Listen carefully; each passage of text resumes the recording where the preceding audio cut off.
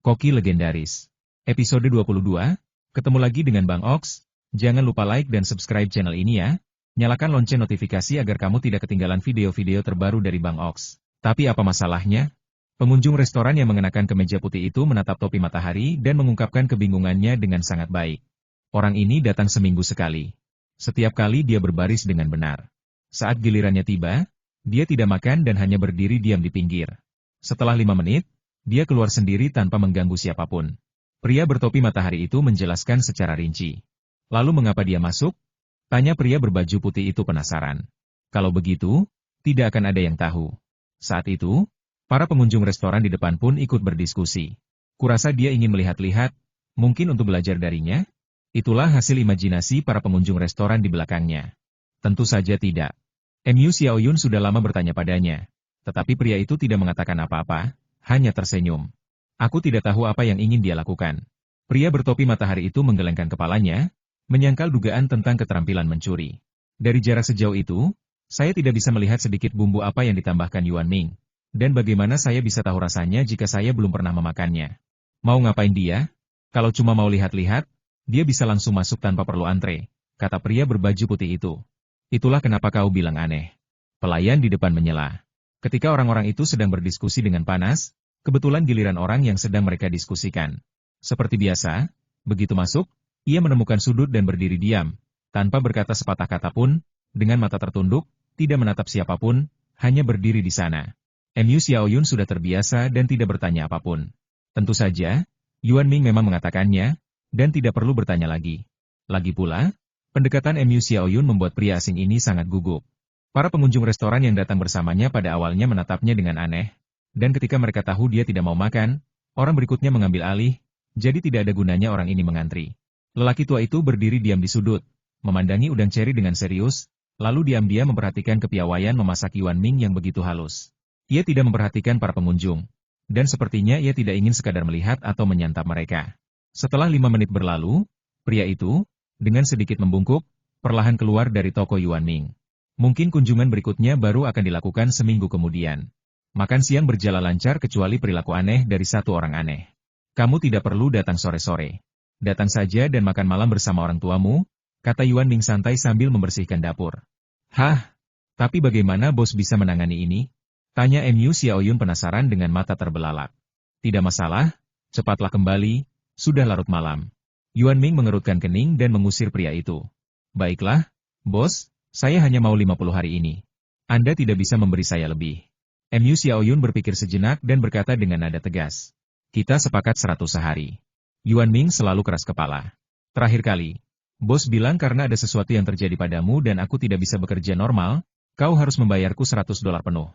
Tapi sekarang aku ada urusan dan perlu istirahat, jadi bos seharusnya hanya membayarku setengah hari gajian saja, kata Mu Xiaoyun serius. Setelah mengamati wajah serius Mu Xiaoyun, Yuan Ming menyadari bahwa dia tidak punya pilihan selain menyetujui apa yang dia katakan. Oke, ambillah. Yuan Ming memikirkannya dengan serius dan menyadari itu benar. Ia mengeluarkan uang kertas Mao Zedong berwarna hijau dan menyerahkannya. Terima kasih, bos. Saya pulang dulu, nanti malam saya akan kembali lagi.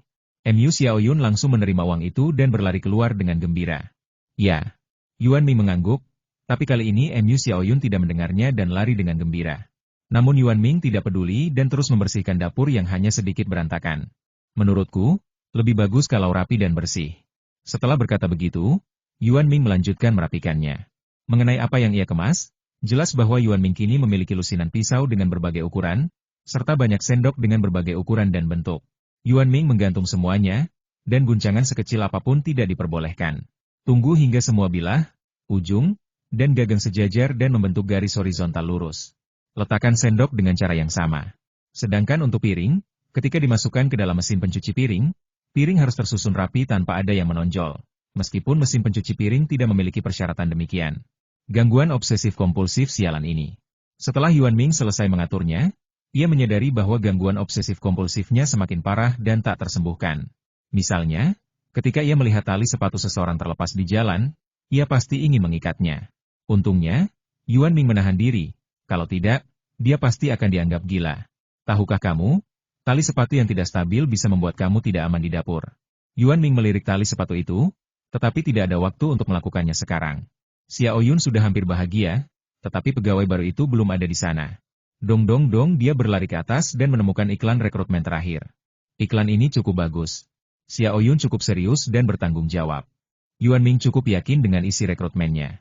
Kalau tidak percaya, lihat saja betapa andalnya MU Xiao Yun. Oleh karena itu, persyaratan rekrutmen Yuan Ming tetap tidak berubah. Batas waktu diubah menjadi hanya jangka panjang, dan kemudian pintunya dipasang. Yuan Ming duduk di kursinya, dengan senang hati menunggu orang-orang datang untuk wawancara. Tetapi informasi rekrutmen yang samar-samar menghentikan sebagian besar pencari kerja. Tak seorang pun datang melamar pekerjaan sepanjang sore. Agar tidak mengganggu bisnisnya, Yuan Ming mengikuti aturan lama dan menurunkan iklan rekrutmen pada pukul 16.30 dan bersiap untuk berbisnis. Pada saat ini, MU Xiao Yun membawa MU Xiao Jie ke gerbang Yuan Ming. "Bos, kami sudah sampai," sapa Xiao Yun sambil tersenyum. MU Xiao Jie merasa sedikit malu dan berkata dengan canggung, "Halo, bos." "Baiklah, silakan masuk dan duduk dulu." Yuan Ming mengangguk, wajahnya yang serius tanpa ekspresi. "Aku akan menunggu, kamu duduk saja," kata MU Xiao Jie dengan sangat sopan. "Tidak, kakak pergi saja, aku mau menunggu ibu." Xiao Yun bertingkah seperti gadis kecil di depan MU Xiao Jie. "Baiklah kalau begitu." MU Xiao Jie tahu bahwa adiknya sedang mentraktirnya hari ini, jadi tentu saja dia harus bersikap baik. Saat memasuki toko, MU Xiao Jie mengira akan ada adegan saling menatap, tetapi Yuan Ming sedang sibuk melakukan sesuatu dengan membelakanginya. MU Xiao Jie menghela napas lega dan mengeluarkan ponselnya untuk mulai bermain game. Orang pertama yang ditunggu MU Xiao Yun adalah ayahnya, MU Chen. "Xiao Yun," MU Chen berbicara lebih dulu, juga berpakaian elegan. "Ayah, adikku ada di dalam." "Aku akan menunggu ibu," kata MU Xiao Yun patuh. "Aku tunggu di sini, kamu masuk dan duduk." MU Chen mengerutkan kening, sedikit tidak puas. Entah dia tidak puas dengan keterlambatan mantan istrinya yang biasa, atau tidak puas dengan kurangnya kasih sayang keluarga pada putranya, meninggalkan Xiao Yun menunggu sendirian di luar. "Tidak apa-apa. Ayah sangat lelah bekerja. Sebaiknya ayah istirahat dulu." "Aku akan menunggu ibu," kata MU Xiao Yun, yang bertubuh pendek, sambil mengangkat kepalanya. "Tidak perlu, dia mungkin butuh 10 menit lagi. Kamu masuk saja," kata MU Chen dengan tegas sambil mengerutkan kening. "Baiklah, kalau begitu ayah harus masuk nanti," MU Xiao Yun memperingatkan dengan sedikit khawatir. Lagi pula, MU Chen juga pernah seperti itu. Mereka sepakat untuk makan malam bersama, tetapi akhirnya dia pergi sendiri tanpa menyapa. "Ya, aku mau." MU Chen mengangguk setuju. Setelah MU Xiao Yun memasuki ruangan, Fang Lianyun, mantan istri MU Chen dan ibu dari MU Xiao Yun dan MU Xiao Jie, masuk mengenakan sepatu hak tinggi merah anggur dan gaun biru kerajaan yang dirancang dengan baik. Namun, ini sama sekali berbeda dari suara lembut di telepon. Ia tampak seperti ratu sungguhan, dan wajahnya pun seperti itu, dengan bibir merah menyala dan rongga mata yang dalam dan menawan. Namun, sumber lesung pipi MU Xiao Yun seharusnya berasal darinya. Lesung pipit di pipinya berkedip-kedip saat ia berbicara, yang terlihat sangat menawan. "Oh, maaf mengganggu Anda menunggu langsung," kata Fang Lianyi, berjalan mendekat dengan sepatu hak tingginya, tanpa meminta maaf. "Yah, kalau tidak, Xiao Yunlah yang akan menunggu." MU Chen dengan belak-belakan mengatakan bahwa itu karena putrinya. "CK, masih belum berubah." Fang Lianyi tersenyum tipis, tanpa banyak bicara, lalu langsung masuk ke toko Yuan Ming. "Ibu." MU Xiao Yun dan MU Xiao Jie berdiri dan berduet. "Kalian semua anak-anakku yang baik. Hari ini putriku yang mentraktir kita, jadi aku tidak akan bersikap sopan." Suara Fang Lianyi tetap lembut seperti biasa, tetapi ketika orang-orang memandangnya, mereka merasa riang dan murah hati. "Ya, ayah, duduklah di sini." MU Xiao Yun memilih tempat duduk dengan penuh pertimbangan. Dia dan MU Xiao Jie duduk di kedua sisi, sementara MU Chen dan Fang Lianyi duduk bersebelahan di tengah meja panjang melengkung, yang membuat mereka tampak jauh lebih akrab. "Ya." MU Chen mengerutkan kening sejak dia muncul, tetapi dia tidak keberatan dengan usulan MU Xiao Yun. Melihat mereka berdua duduk dengan akrab, kedua saudara kandung yang telah mencapai semacam kesepakatan itu saling tersenyum, seperti dua rubah kecil yang lucu. "Bisnis akan dimulai dalam 3 menit, kata Yuan Ming tiba-tiba ketika melihat MU Xiao Yun dan yang lainnya tiba. "Tidak apa-apa, mari kita lihat menunya dulu," jawab MU Xiao Yun cepat. Lagi pula, dia telah merasakan kecerdasan emosional Yuan Ming. "Bu, ayah, menunya ada di belakang. Coba lihat," kata MU Xiao Yun sambil menunjuk ke belakang mereka. Beberapa orang berbalik pada saat yang sama, dan secara kebetulan, dua di antara mereka berbicara pada saat yang sama. Fang Lianyi berkata, "Rumput jinling, udang phoenix." Sementara MU Chen berkata, "Daging sapi denging, kelinci berbalut sutra, semut memanjat pohon. Setelah mengetahui kecelakaan mobil itu, keduanya tetap diam dan menunggu satu sama lain berbicara. Namun, kebetulan ini membuat mata kedua saudara kandung itu berbinar dan mereka semakin bahagia. Fang Lianyi dan Mu Chen memiliki selera yang sangat berbeda. Fang Lianyi menyukai rasa pedas dan berat, sementara Mu Chen menyukai sayuran yang ringan dan menyegarkan, yaitu rasa segar dan bersih. Hidangan yang dipesan kedua orang ini jelas dibuat dengan mempertimbangkan satu sama lain, jadi tidak mengherankan jika Mu Xiaoyun dan Mu Xiaojie senang. Setelah berbicara serempak tadi, keduanya terdiam sejenak sebelum melanjutkan percakapan. Kali ini, Fang Lianyi yang berbicara lebih dulu. Xiaoyun dan Aji, kalian bisa pesan apa saja yang kalian mau. Suara Fang Lianyi lembut dan tanpa rasa malu di wajahnya. Ia berbicara dengan sangat alami. Baiklah, kalau begitu aku dan adikku akan memesan, kata Mu Xiaojie menatap Xiaoyun dengan tegas. Aku selalu mendengarkan kakakku, kata Mu Xiaoyun patuh. Sekarang jam operasional, silakan pesan sekarang. Yuan Ming biasanya datang tepat waktu. Setelah berbicara dengan keluarga Mu Xiaoyun, ia mengatakan sesuatu kepada para pengunjung yang mengantre di luar. Sementara Mu Xiaojie tengah berpikir, tamu dari luar mulai berdatangan. Saya merasa sedikit tidak nyaman tanpa sapaan Xiaoyun hari ini, kata seorang pelanggan tetap. Xiaoyun juga makan hari ini. Saat ini, pengunjung restoran yang bermata tajam di belakangnya melihat Mu Xiaoyun. Baiklah, aku yang mentraktirmu hari ini, dan ini semua anggota keluargaku. Mu Xiaoyun berdiri dan memperkenalkan keluarganya secara singkat. Xiaoyun bekerja di sini. Terima kasih atas perhatian semua orang. Mu Chen juga berdiri dan mengucapkan beberapa patah kata sopan. Mereka yang datang kemudian juga tahu bahwa Mu Xiaoyun sedang makan malam bersama keluarganya, jadi mereka tidak mengganggunya. Mu Xiaojie di sini juga sedang memikirkan apa yang akan dimakan. Rumput jinling, udang, daging sapi dengan bayangan lentera, kelinci berbalut sutra, dan saus daging sapi. Pesanan Mu Xiaojie pada dasarnya sama dengan yang baru saja dipilih Fang Lianyi dan Mu Chen. Bu, bolehkah aku memesan jus semangka? Mu Xiaojie menatap Fang Lianyi dengan penuh semangat. Minuman bisa dibilang favorit Mu Xiaojie. Dia tidak bisa makan tanpa minuman. Apakah jus semangka di sini baru diperas? Meskipun mereka tidak tinggal bersama, Fang Lianyi tahu kebiasaan putranya, jadi dia memandang Mu Xiaoyun. Tentu saja, Bu. Bos hanya menggunakan potongan tengah semangka untuk membuat jus semangka. Konon, jus ini terbuat dari semangka terbaik, yang harganya lebih dari 200 yuan per buah, kata Mu Xiaoyun bangga. Baiklah, silakan pesan. Fang Lianyi mengangguk puas. Mu Chen di samping mengerutkan kening tidak puas dan menatap Mu Xiaojie dengan tegas. Namun, dengan ibunya di sisinya hari ini dan dengan persetujuan ayahnya, Mu Xiaojie sama sekali tidak takut dengan wajah dingin ayahnya. Bos, saya mau 4 gelas jus semangka dan 4 mangkuk nasi lagi. Mu Xiaojie memesan dengan senang hati. Oke, totalnya 3.804 yuan. Yuan Ming langsung menyebutkan harganya. Lagi pula, aturannya di sini adalah bayar dulu, baru hidangannya disajikan. Bos, harga di sini sangat mahal.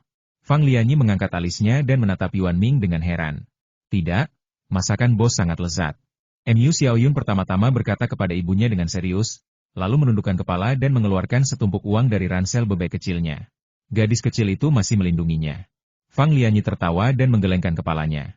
Xiaoyun, aku akan melakukannya, kata Mu Chen tiba-tiba. Tidak, ayah, ini uang hasil kerjaku. Uang ini pasti cukup untuk makan. Mu Xiaoyun memegang uang itu dengan wajah keras kepala. Baiklah, terima kasih, Xiaoyun. Mu Chen tertegun sejenak lalu mengangguk. Ibu dan ayah, sama-sama. Masakan bos memang enak. Nanti kamu tahu setelah memakannya. Kan, Kak? Mu Xiaoyun menyerahkan uang itu kepada Yuan Ming, lalu mencari sekutu. Ya, kakak benar, kata Mu Xiaojie segera. Baiklah, aku akan melakukan apa yang kau katakan. Fang Lianyi tersenyum dan mengangguk pada Mu Xiaoyun. Namun, ketika ia mengulurkan tangannya, ia kebetulan menyentuh pipi Mu Chen. Fang Lianyi tersenyum dan meminta maaf, sementara Mu Chen hanya mengusap wajahnya pelan, tidak menganggapnya serius. Yuan Ming, yang menerima pesanan, kembali ke dapur dan mulai memasak. Hidangan pedasnya terasa lebih pedas, sementara hidangan ringannya juga menonjolkan kelezatan hidangan itu sendiri seperti biasa. Sambil menunggu hidangan, keluarga itu mengobrol dengan riang. Mu Chen dan Fang Lianyi juga sesekali mengobrol dan tertawa. Suasananya sangat tenang dan hangat. Mu Xiaojie dan Mu Xiaoyun tampak sangat bahagia. Mu Xiaojie yang lincah bahkan memamerkan kelucuannya dari waktu ke waktu. Sementara Mu Xiaoyun mengucapkan beberapa kata penuh perhatian di sampingnya. Makanan untuk kalian semua. Yuan Ming menyajikan semua hidangan terlebih dahulu dan menyusunnya dalam satu baris, lalu jus semangka datang kemudian. Semuanya tampak enak, ayo kita mulai makan, kata Fang Lianyi sambil tersenyum melihat meja yang penuh dengan hidangan. Baiklah, ayo makan. Mu Xiaojie tak sabar mengambil sumpitnya dan mulai makan. Yuan Ming pasti khawatir terhadap Mu Xiaoyun, tetapi ketika dia melihat harapan yang jelas di wajah Mu Xiaoyun, dia hanya mengerutkan kening dan melanjutkan pekerjaannya. Di tengah-tengah makan, melihat semua anggota keluarganya sangat menikmati makanan dan sama sekali tidak meletakkan sumpit mereka, Mu Xiaoyun berkata dengan gembira, "Ibu dan ayah, bisakah kita makan bersama lagi nanti?" Begitu kata-kata ini terucap, Fang Lianyi dan Mu Chen sama-sama menghentikan sumpit mereka. Mu Chen mengerutkan kening dan tidak mengatakan apa-apa, tetapi ekspresi wajahnya sangat jelas. Fang Lianyi mengambil sepotong rumput jinling, yang belum pernah dipetiknya sebelumnya. Ia memasukkannya ke dalam mulut dan mulai mengunyah. Ia hampir berkata bahwa ia tidak bisa makan sesuatu yang hambar, tetapi ia hampir terpikat oleh rasa segar, renyah, dan lembut di mulutnya. Ia menenangkan diri dan berkata, "Xiaoyun, ibu bilang padamu bahwa selera seseorang tidak akan berubah. Misalnya, ibu suka makanan pedas, dan ayahmu suka makanan ringan. Kedua rasa itu tidak bisa dinetralkan. Jika keduanya dinetralkan, kita tidak akan menjadi diri kita sendiri lagi." Mu Xiaoyun sudah lama mendengar teori ini, tetapi ia tidak mempercayainya. Wu Hai jelas suka makan daging, tetapi ia selalu memesan rumput jinling atau udang. Jika ia suka makanan pedas, ia juga akan memesan mie kuah bening. Ia percaya bahwa rasa bisa diubah. "Bu, ibu bohong. Ibu jelas-jelas mengira rumput jinling rasanya enak waktu ibu memakannya tadi," kata Mu Xiaoyun keras kepala. "Benar sekali, ayah. Ayah juga harus mencoba daging sapi pedas ini." Mu Xiaojie mengambil sepotong daging sapi setipis kertas dan menaruhnya di mangkuk Mu Chen. "Aku tidak makan makanan pedas," kata Mu Chen serius. "Ayah, ayah mengajariku untuk tidak menyia-nyiakan barang." "Cobalah," kata Mu Xiaoyun gigih. "Oke." Mu Chen tidak punya pilihan selain setuju. Alisnya berkerut seperti orang Sichuan sebelum ia melahap irisan daging sapi itu dalam sekali teguk. Ia pikir rasanya terlalu pedas, tetapi rasa pedas dan segarnya langsung merangsang indera perasanya. Daging sapi itu lembut dan empuk, sangat lezat. Ia melahapnya dalam sekali teguk. Yang tersisa di mulutnya hanyalah sensasi terbakar yang menyegarkan. "Enak sekali," kata Mu Chen mengiyakan. "Lihat, ayah juga bisa makan pedas," kata Mu Xiaoyun gembira sambil menunjuk Mu Chen. Fang Lianyi ragu sejenak sebelum berkata, "Xiaoyun, tidak semua koki memiliki keterampilan seperti bos ini, mengerti?" "Bu, ibu masih tidak setuju?" Mu Xiaoyun cerdas dan peka, dan bertanya langsung. "Xiaoyun, ayo kita ke sini untuk makan di hari ulang tahunmu," kata Mu Chen sambil menatap kedua anaknya. Kakak beradik itu sempat berebut dan akhirnya sepakat dengan metode kompromi Fang Lianyi dan Mu Chen. Tidak semuanya memiliki akhir yang bahagia, dan tidak semuanya dapat berkembang seperti yang diinginkan. Namun bagi Mu Xiaoyun dan Mu Xiaojie, keduanya tidak akan menyerah. Mu Xiaoyun tidak mencapai tujuannya, tetapi ia memiliki kemungkinan untuk menyelesaikannya. Jadi ia lebih aktif berada di toko selama 2 hari terakhir. Ia merasa jika masakan bosnya tidak begitu lezat, ia mungkin tidak akan mendapatkan kesempatan ini. Cuaca akhir-akhir ini sangat bagus. Seorang gadis berpakaian agak aneh sedang berjalan di jalan, dan kebanyakan orang yang lewat akan menoleh untuk melihatnya. Lagi pula, pakaian ini benar-benar agak aneh di mata beberapa orang dewasa, tetapi beberapa orang mengeluarkan ponsel mereka untuk mengambil gambar. Dan pada saat ini para gadis akan membuat pose lucu bagi orang-orang untuk mengambil gambar. Di toko Yuan Ming dengan tenang mempersiapkan bahan-bahan yang akan dibutuhkannya di malam hari, ketika tiba-tiba sebuah suara ceroboh terdengar di telinganya. Bos Liu, aku di sini lagi." Seorang gadis yang sama sekali tidak dikenal Yuan Ming berlari masuk ke toko. "Maaf, sekarang sudah tutup." Yuan Ming mendengar namanya disebut salah lagi dan menatap gadis di depannya dengan tenang. "Bos Liu, ini aku. Apa kau tidak mengenaliku?" Gadis itu membuka mata hijaunya yang besar dan menatap Yuan Ming. "Maaf, saya tidak mengenalnya." Yuan Ming ragu sejenak sebelum berbicara. Sebenarnya, dia sudah mengenali siapa gadis ini. Dia adalah gadis yang beberapa kali datang ke toko sebelumnya mengenakan pakaian pelaut dan curiga bahwa dia adalah Liu Maoxing. Namun, dalam situasi saat ini, lebih baik mengatakan bahwa dia tidak mengenalnya. Gadis di depannya mengenakan atasan kuning lengan panjang berkerah tegak, kancing di sisi kanan, dan lapisan putih di balik lengan bajunya yang digulung. Ia mengenakan celana katun merah muda dan ungu serta ikat pinggang biru. Rambut merah anggurnya yang panjang diikat ekor kuda tinggi. Gadis itu bergoyang ke sana kemari dengan gerakannya yang lincah, terlihat cantik dan imut, tetapi pakaiannya terlalu familiar. Jelas itu adalah pakaian Mary, yang juga dikenal sebagai Dudu, dari drama Tiongkok Cooking Master Ichiban. Tidak masalah kalau aku tidak mengenalmu. Bos Liu, bolehkah aku berfoto denganmu? Gadis itu menatap Yuan Ming dengan mata besar berlensa kontak hijaunya yang memelas. Tidak. Yuan Ming menolak tanpa ampun. Bos Liu, jangan seperti ini, kami hanya berfoto. Gadis itu mengatupkan kedua tangannya, tampak seperti sedang memohon. Nama belakang saya Yuan, dan tidak ada anggota keluarga yang bermarga Liu di keluarga saya, kata Yuan Ming tiba-tiba. Kurasa pria yang bisa membuat nasi goreng kemasan itu adalah Chef Ba yang asli, kata gadis itu tegas. Terima kasih, tapi nama belakangku Yuan. Yuan Ming mencoba mengoreksi pengucapannya. Lupakan saja, Bos Liu, ayo berfoto bersama kami, kata gadis itu sambil mengeluarkan kamera SLR entah dari mana dan bersiap mengambil 2 foto. Maaf, aku menolak. Yuan Ming mengulurkan tangannya untuk menghalangi kamera. Bos, tolong, saya ingin berpartisipasi dalam konvensi komik di wilayah Barat Daya dan saya butuh beberapa foto. Gadis itu tanpa bereaksi dan melontarkan alasannya tanpa mengatakannya. Setelah gadis itu selesai berbicara, dia berbalik dan mengelilingi meja Yuan Ming, tampak cemas. Sudah berapa lama kamu memakai ini? Yuan Ming tiba-tiba mengajukan pertanyaan yang tidak relevan. Ini yang aku pakai kalau keluar. Kelihatannya bagus, kan? Kata gadis itu riang saat membicarakan baju yang dikenakannya. Yuan Ming pikir mungkin dia sudah sangat tua. Apa dia baru saja bertanya apakah pakaiannya terlihat bagus? Kenapa gadis kecil itu menjawab seperti itu? Yuan Ming berkata dia ingin memegang dahinya. Batuk, batuk, batuk. Yuan Ming sengaja batuk untuk menyela perkenalan gadis itu yang tak ada habisnya. Mulai dari asal pakaian, cara mendapatkannya, hingga cara merias wajah. Bos Liu, Anda setuju? Gadis itu berhenti dan berkata dengan mata berbinar.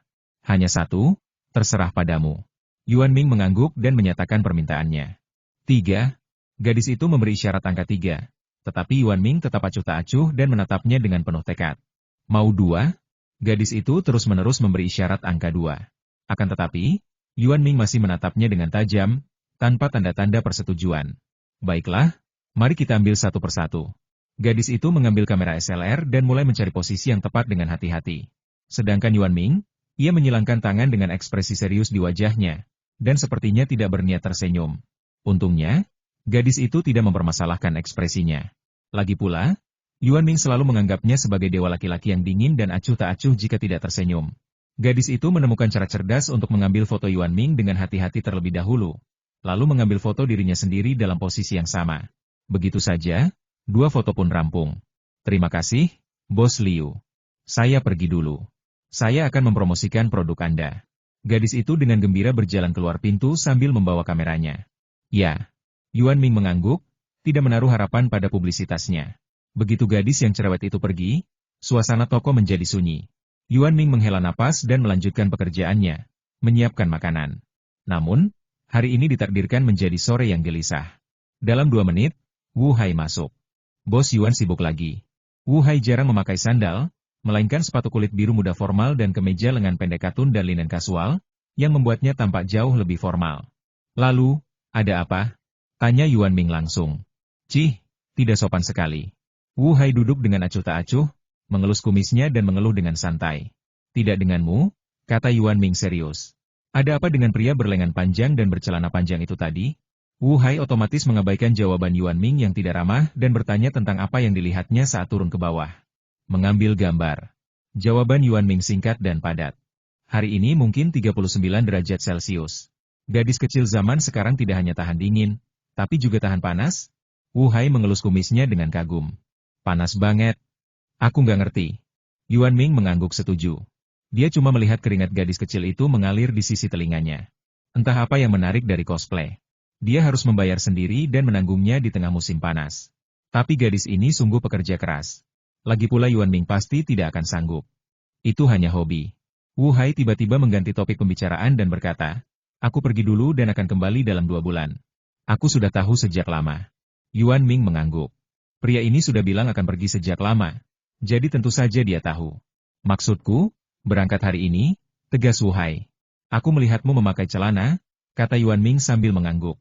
Kau membuatku terdengar seperti tidak memakai celana. Wu Hai tidak berdaya menghadapi nada bicara Yuan Ming. Tidak apa-apa, aku hanya memakai celana pendek. Yuan Ming mengangguk dengan serius. Baiklah, terima kasih atas makanannya. Saya khawatir saya harus memasak sendiri setelah pergi selama 2 bulan.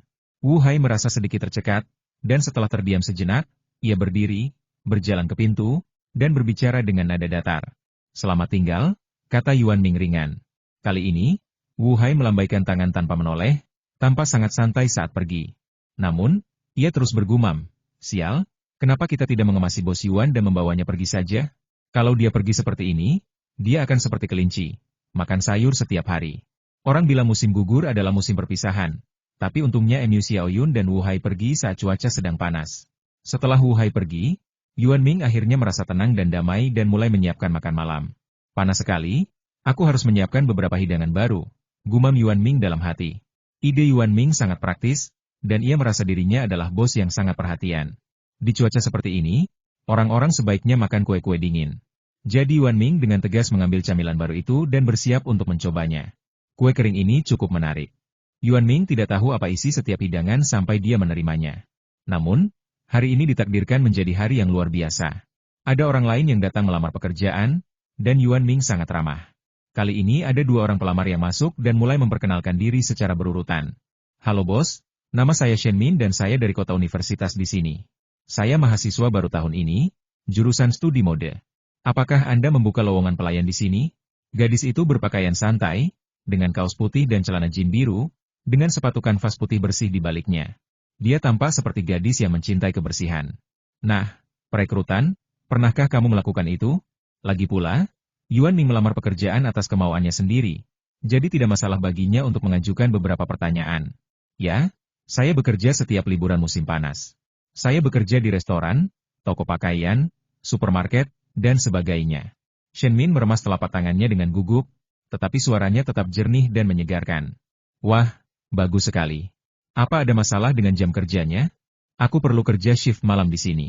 Yuan Ming berpikir pub itu masih membutuhkan pelayan di malam hari. Saya tidak masalah dengan shift malam, tapi saya harus menghadiri kelas di siang hari. Namun, saya bisa datang pada hari Sabtu dan Minggu, kata Shen Min cemas. Berapa hari seminggu Anda bisa datang? Yuan Ming menanyakan pertanyaan inti. Aku bisa datang setiap hari untuk shift malam dan sepanjang hari di akhir pekan, tapi selebihnya.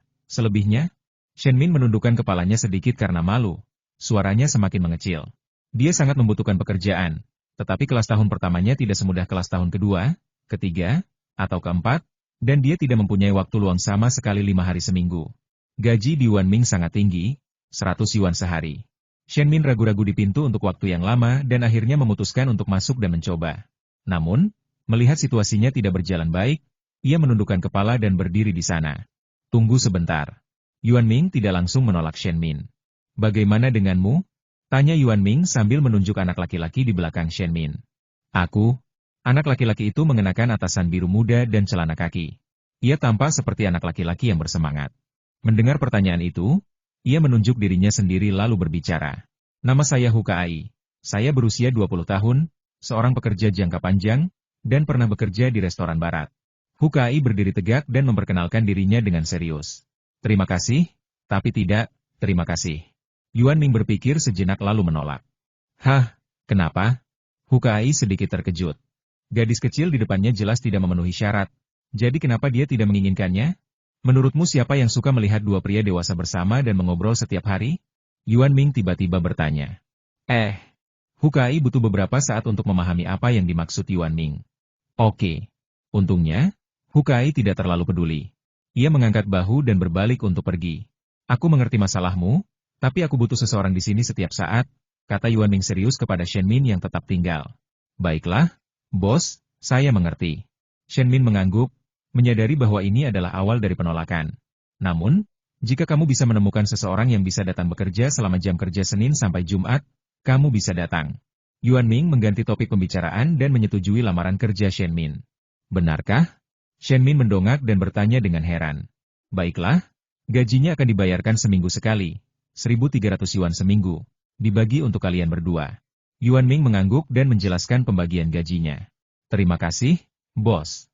Saya pasti akan menemukannya. Jangan khawatir, saya akan membawanya nanti malam. Shen Min membungkuk dengan gembira, dan wajah mungilnya yang cantik dipenuhi haru. Tidak perlu, bawa orang-orangmu ke sini besok pagi pukul 7.30, kata Yuan Ming pagi-pagi sekali. Oke, bos, jangan khawatir, aku pasti akan membawakan seseorang untukmu. Shen Min menggenggam tangannya dan berkata dengan yakin. Baiklah, sudah cukup. Yuan Ming memberi isyarat bahwa dia sudah selesai berbicara dan bisa pergi sekarang. Selamat tinggal, bos. Terima kasih, bos. Shen Min bereaksi cepat dan langsung berpamitan. Selamat tinggal. Yuan Ming mengangguk. Shen Min keluar dari toko dengan langkah mantap. Setelah berjalan cukup jauh, ia menjadi bersemangat, melompat 2 kali, dan berkata dalam hati, hebat, akhirnya aku menemukan pekerjaan. Setelah pada dasarnya mengonfirmasi perekrutan, Yuan Ming keluar dari toko dan merobek pemberitahuan perekrutan di pintu. Lipatlah dengan hati-hati sehingga Anda tidak perlu menulisinya lagi lain kali. Ia mendongak ke arah jam dan berkata, masih ada 1,5 jam lagi. Kita seharusnya tiba tepat waktu. Yuan Ming mengangguk, berbalik, dan menutup pintu dengan bunyi kelak. Dia berkata dengan penuh emosi, sekarang sudah tenang. Bila Anda punya waktu, Anda bisa tenang dan berpikir matang-matang tentang produksi kue 5 warna. Yang terpenting tentu saja pemilihan bahan baku, dan yang terpenting tentu saja pemilihan beras ketan, dan yang paling banyak dimiliki Cina adalah ragam beras ketan. Yuan Ming mencari di sekitar dapur dan melihat kata beras ketan tertulis dalam huruf persegi di sebelah nasi, yang sangat mencolok. Apa cerita di balik beras ketan ini? Tanya Yuan Ming penasaran.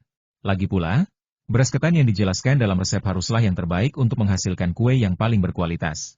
Sistem menampilkan karakter bagian selatan Tiongkok Tengah, di bagian tengah sungai Yangtze, di utara Danau Dongting. Wilayah ini dikelilingi pegunungan di timur, barat, dan utara. Bagian tengahnya adalah dataran Jianghan, yang dikenal sebagai tanah ikan dan beras. Sungai Yangtze dan anak sungai terbesarnya, Sungai Han, mengairi daratan Chu. Jaringan airnya saling bersilangan dan danau-danaunya tersebar rapat. Perbukitan di Hubei Timur Laut sebagian besar rendah, dengan undulasi yang relatif kecil. Lembah-lembah di antara perbukitan terbuka dan tanahnya tebal, sehingga cocok untuk pertanian dan kehutanan. Tunggu, yang ingin ku ketahui itu beras ketan, bukan pengantar lingkungan geografis. Yuan Ming memegang dahinya tak berdaya. Bagaimana mungkin ia, yang tadinya bila mau pamer, malah mengubahnya menjadi ilmu geografi? Ini sungguh siksaan bagi Yuan Ming, yang hanya mendapat 40 poin geografi. Ia bicara seolah-olah bisa menemukan letak tempat ini. Sistem menampilkan kata-kata beritahu tuan rumah lingkungan geografis yang dibutuhkan untuk jenis beras ketan ini. Entah mengapa, Yuan Ming merasakan keseriusannya dari kata-kata yang ditampilkan oleh sistem. Baiklah, setelah aku tahu kondisi geografisnya, mari kita bicara tentang beras. Yuan Ming menjepit beras ketan bening di tangannya, yang berkilau seperti batu giok. Sistem menampilkan kata-kata berikut berdasarkan kondisi setempat. Daerah ini memiliki lingkungan geografis yang sangat baik, sehingga paling cocok untuk menanam beras ketan. Sistem ini telah memilih spesies purba dengan nilai gizi dan obat yang sangat tinggi yang tercatat dalam 4 produk materia medika dan Benjing Feng Yuan. Spesies-spesies ini memiliki hasil panen yang rendah tetapi berkualitas tinggi, dan beras ketan berkualitas rendah ini cocok untuk kebanyakan orang. Baiklah, aku menyerah. Yuan Ming terpaksa membaca banyak pengantar geografi, dan ia masih kesulitan beradaptasi dengan iklim di sana. Ia menenangkan diri dan mulai bersiap mengolah beras ketan. Karena sistem telah menyaring semuanya, Yuan Ming hanya mengambil potongan bambu untuk penyaringan kedua, dan kemudian mulai membuat tepung beras ketan awal. Penggiling batu mengeluarkan suara cicit, cicit saat berputar. Yuan Ming dengan sabar memutar penggiling batu dengan kecepatan konstan untuk menggiling bubuk yang seragam. Seorang pencinta makanan yang tidak memiliki kesabaran bukanlah pemakan yang baik. Saat penggiling batu berputar dengan kecepatan konstan dan mengeluarkan suara derit, aroma tepung beras ketan tercium samar-samar, tetapi itu belum cukup. Yuan Ming memutarnya 4 kali lagi sebelum menggilingnya menjadi bubuk halus. Beras ketan ini benar-benar harum. Suara Yuan Ming teredam oleh maskernya. Karena bubuk yang digiling oleh penggiling batu sepenuhnya mengeluarkan aroma beras ketan, dan metode penggilingan batu Yuan Ming memastikan aroma terkandung sepenuhnya dalam tepung. Sebenarnya, membuat kue sangat mudah. Anda hanya perlu mencampur tepung hingga menjadi pasta lalu mengukusnya, atau membuat tepung menjadi bubuk basah lalu mengukusnya. Namun, metode ini lebih sulit dan kebanyakan pemula tidak dapat melakukannya. Metode lain adalah mencampur tepung menjadi adonan, lalu membaginya menjadi porsi-porsi kecil dan mengukus atau merebusnya, atau bahkan memanggangnya dalam oven, yang merupakan kombinasi metode Tiongkok dan Barat. Semua metode ini telah dikembangkan dan tersedia saat ini. Faktanya, kue dan pangsit memiliki sejarah panjang dan beragam variasi. Kue dan pangsit telah ada sejak dinasti utara dan selatan, yang menunjukkan betapa populernya kue dan pangsit. Terdapat kue dan pangsit untuk masing-masing dari 12 istilah matahari. Berdasarkan kelompok masyarakat, terdapat pangsit ulang tahun dan kue ulang tahun yang disukai orang tua untuk merayakan ulang tahun mereka, kue madu dan pangsit untuk merapikan tempat tidur untuk pernikahan anak perempuan, pangsit cukur dan pangsit ulang tahun pertama untuk ulang tahun anak-anak yang genap sebulan dan 1 tahun, pangsit pipih untuk pendaftaran sekolah, kue dingseng untuk pemasangan balok rumah baru, dan untuk perayaan pindah rumah. Ragam kue ini terlalu banyak untuk disebutkan. Yang dibuat Yuan Ming hari ini adalah pangsit 5 warna. Warna-warnanya antara lain ungu tua, kuning angsa, biru kehijauan, putih salju, dan mawar. Tentu saja, rasanya berbeda-beda. Tentu saja, ada urutan dalam pembuatan kue. Yuan Ming memilih untuk memulai dengan kue putih bersih, dan isian di dalamnya harus dibuat terlebih dahulu. Yuan Ming sibuk di dapur, dan Shen Min pun tak tinggal diam. Ada halte bus tepat di luar jalan, dan ia berdiri di sana menunggu bus menuju kompleks universitas. Memanfaatkan waktu ini, Shen Min mengeluarkan Nokia lamanya dan mulai menelepon. Di era ini, hampir semua orang menggunakan mesin buah, dan jika mereka menyukai produk dalam negeri, mereka biasanya menggunakan ponsel Xiaomi atau Huawei. Hanya Shen Min yang masih menggunakan ponsel Nokia jadul yang bisa memecahkan kenari. Aku bahkan diejek oleh teman sekamarku karena ini. Min Min, kamu pakai Nokia buat bela diri? Tanya cewek itu penasaran. Kamu salah. Kalau Min Min mau melindungi dirinya, seharusnya dia pakai ponsel baru Nokia. Bentuknya segi 5. Teman sekelas yang lain langsung menyela. Pentagon? Bentuk apa ini? Gadis yang baru saja bertanya itu terkejut, dan bahkan Shen Min pun menatap teman-teman sekelasnya dengan rasa ingin tahu. Itu pentagon tak beraturan dengan sudut siku-siku yang sangat tajam. Mengingat masanya, benda itu bisa digunakan untuk menusuk seseorang sampai mati. Teman sekelas yang menjelaskan naik ke tempat tidur dan menjelaskan. Ponsel yang luar biasa. Sepertinya aku harus beli satu untuk membela diri. Kalau aku tidak bisa membunuh pencuri dengan menghancurkannya, aku bisa menusuknya sampai mati. Gadis yang pertama bertanya itu berkata dengan datar. Karena ponsel ini begitu unik, setiap kali Shen Min mengeluarkan ponselnya, ia akan teringat kejadian ini. Untungnya, panggilan itu tersambung setelah beberapa saat. Ada apa dengan Min Min? Suara perempuan yang jelas terdengar dari ujung telepon, dan dia tidak terdengar terlalu tua. Xiao Jia, apakah kamu sudah menemukan pekerjaan? Tanya Shen Min ragu-ragu. Tidak semudah itu. Pada dasarnya mustahil bagiku untuk mendapatkan pekerjaan dengan libur 2 hari seminggu tanpa pendidikan apapun. Apa masalahnya? Kata gadis bernama Xiao Jia itu terus terang.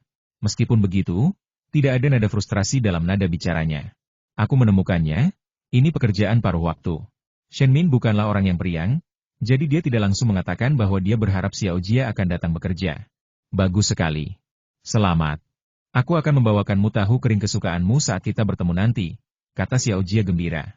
Terima kasih, tapi bos bilang dia butuh pelayan untuk bekerja siang hari dari Senin sampai Jumat. Aku akan bekerja malam hari dan akhir pekan. Gajinya 1.300 yuan seminggu. Kita bisa bagi 2. Xiao Jia, bolehkah kau menerimanya? Mendengar Xiao Jia begitu bahagia untuknya, Shen Min merasa lega dan langsung menyatakan tujuannya. Wah, 1.300? Gaji ini lumayan besar. Apa itu benar-benar pas? Aku pasti bisa, kata Xiao Jia gembira di ujung telepon. Tentu, bos bilang kita akan pergi bersama besok. Melihat Xiao Jia setuju, Shen Min tersenyum dan mulai menjelaskan. Lalu keduanya mulai berdiskusi di telepon tentang bagaimana pembagian gaji. Semua orang tampak bersenang-senang. Dan tampaknya para karyawan Yuan Ming adalah orang-orang yang pasti bersenang-senang. Yuan Ming menambahkan sedikit tepung maizena saat membuat kue putih. Tepung maizena memiliki beragam kegunaan dan sangat cocok untuk membuat kue kering. Tepung maizena dapat meningkatkan transparansi kue putih. Karena terbuat dari gandum tanpa gluten dan bahan lainnya, tepung maizena juga memiliki sedikit aroma gandum, yang membuat rasa dan aroma kue putih lebih kaya. Namun sekarang kuncinya adalah membuat isian kue putih. Kurma merah perlu dikeringkan dan kemudian direndam sebelum digunakan. Jadi Yuan Ming langsung pergi ke tempat buah kering itu disimpan, dan benar saja, dia menemukannya. Warnanya cerah dan aroma kurmanya sekuat kurma baru. Ini pasti kurma merah yang baru dipanen. Yuan Ming mengambil satu kurma dan dengan hati-hati mengenalinya, bahkan mengupas dan mencicipinya. Sistem menampilkan pesan kurma merah, 10 yuan tiap buah. Lingkaran dan salib, ini cuma kebiasaan koki. 10 yuan per potong. Sekalipun aku punya uang, kau tak bisa menipuku. Yuan Ming menatap kurma merah yang telah dicicipinya tanpa berkata apa-apa. Sistem menampilkan kata-kata dari pemilihan bahan hingga proses produksi, tanggal merah ini semuanya berkualitas tinggi. Karena takut Yuan Ming tidak mengerti, sistem segera mengaktifkan mode sop penting. Sistem menampilkan teks berikut kurma berasal dari Tiongkok dan telah dibudidayakan di sana selama lebih dari 8.000 tahun. Sejak zaman kuno, kurma telah terdaftar sebagai salah satu dari 5 buah. Kurma adalah buah kering terpopuler ke-7 di dunia dan dikenal karena kandungan vitaminnya yang sangat tinggi, sehingga menjadikannya terkenal sebagai pil vitamin alami. Sistem ini menggunakan jujube yang ditanam di Liulin, yang memiliki sejarah budidaya lebih dari 1.300 tahun. Jujube yang digunakan berasal dari cabang dan daun pohon induk jujube yang berusia lebih dari 1000 tahun. Kurma liulin memiliki inti kecil, daging buah tebal, dan kadar gula tinggi, menjadikannya pilihan terbaik untuk dijadikan pasta kurma. Pasta kurma ini berwarna cerah, memiliki aroma yang tahan lama, daging buahnya halus seperti minyak, benang-benang gulanya panjang dan berkilau, dan rasanya sangat manis. Akankah pohon menjadi monster setelah hidup selama 1000 tahun? Pengenalan sistem ini hanya memiliki satu arti, yaitu mengenakan biaya 10 yuan per buah yang sudah merupakan harga bersahabat. Namun, Yuan Ming sama sekali tidak merasa bersyukur. Malahan, setiap kali sistem menampilkan paragraf-paragraf panjang seperti itu, ia selalu ingin menamparnya. Kekuatan zaman kuno tidak dapat lagi dibendung. Sistem, kurasa kurma ini bisa dijual satuan. Yuan Ming memandangi kurma merah di kiri dan kanan, lalu melahap suapan terakhirnya. Ia bergumam dalam hati, 10 yuan per buah, aku sudah membayarnya dan tidak bisa menyia-nyiakannya. Jika biji kurma itu tidak bisa dimakan, Yuan Ming pasti ingin mengunyah dan menelannya. 10 yuan per buah kurma merah, ini jelas gaya hidup kelas menengah. Gunakan keranjang kecil khusus untuk mengambil kurma dalam jumlah yang tepat, cuci bersih, dan langsung rendam. Waktu perendamannya tidak terlalu lama. Lalu, masak kurma merah dengan api sedang bersama air rendaman hingga lunak. Setelah itu, angkat kurma dan mulailah mengupas serta membuang bijinya. Ditemani aroma kurma yang masih tercium, Yuan Ming mengeluarkan pisau bambu baru dan bersiap untuk mulai mengupas bijinya. Kunci untuk membuat pasta jujube adalah mengupas kurmanya. Meskipun hanya sedikit kulit jujube yang dicampurkan ke dalam pasta jujube, hal ini akan sangat memengaruhi rasa pasta jujube yang lembut, manis, dan halus. Dan jika gadis kecil yang sering dipanggil bos Liu Yuanming itu melihatnya mengupas kurma seperti ini, dia pasti tidak akan berubah pikiran. Ini sungguh keterampilan yang luar biasa. Pegang pisau di tangan kanan Anda dengan ujung pisau mengarah ke kurma, dan pegang kurma merah yang lembut di tangan kiri Anda dengan ujung kecil menghadap ke atas. Putar tangan kiri Anda perlahan, dan kulit kurma akan terkelupas di sepanjang ujung pisau seperti pakaian wanita cantik, sama menggodanya dengan kulitnya yang halus. Setelah mengupas kulit jujube yang keras, meninggalkan daging jujube utuh, Yuan Ming memasukkannya ke dalam mangkuk dan menggunakan ujung pisau untuk mendorong keluar biji jujube tanpa merusak pasta jujube sedikit pun. Setelah pasta kurma dikeluarkan seluruhnya, haluskan, tambahkan sedikit sukrosa, dan mulailah merebus. Sistem, kurasa kita harus menambahkan madu sekarang. Tekstur dan rasanya bisa ditingkatkan ke level berikutnya, kata Yuan Ming sambil merebus makanan dengan api kecil. Sistem menampilkan kata-kata mengenai keterampilan memasak, tuan rumah dapat memahaminya sendiri. Kamu salah. Maksudku, aku butuh madu, keluh Yuan Ming tanpa ekspresi. Bercanda, Yuan Ming juga ingin membelinya sendiri. Tetapi sistem merasa bahwa bahan-bahan yang dijual di luar tidak disiapkan dengan hati-hati, dan rasa serta teksturnya tidak memenuhi persyaratan pemilihan koki. Setelah Yuan Ming selesai berbicara, sistem terdiam cukup lama, hingga pasta kurma Yuan Ming matang. Sistem menampilkan kata-kata selamat kepada tuan rumah atas peningkatan keterampilan memasaknya. Dengan ini, hadiah khusus diberikan. Hadiah spesial Royal Jelly Rock Bee, kelihatannya bagus. Yuan Ming melihat hadiah di depannya, tetapi tidak langsung menerimanya. Saya memandangi pasta jujube yang sudah jadi, yang warnanya merah coklat cerah dan memiliki rasa jujube yang alami dan harum. Sukrosa juga bagus. Lain kali aku pakai madu, gumam Yuan Ming dalam hati. Dari indera ketujuhnya, Yuan Ming merasa agak aneh sistem membagikan hadiah saat ini. Agar tidak memengaruhi suasana hatinya saat memasak, ia memutuskan untuk menunda menerimanya. Seperti yang telah kita pelajari dari pengalaman sebelumnya, setiap kali Anda tidak mendapatkan hadiah karena menyelesaikan tugas, pada dasarnya itu adalah penipuan. Setelah isian siap, Yuan Ming bersiap untuk membungkus kue.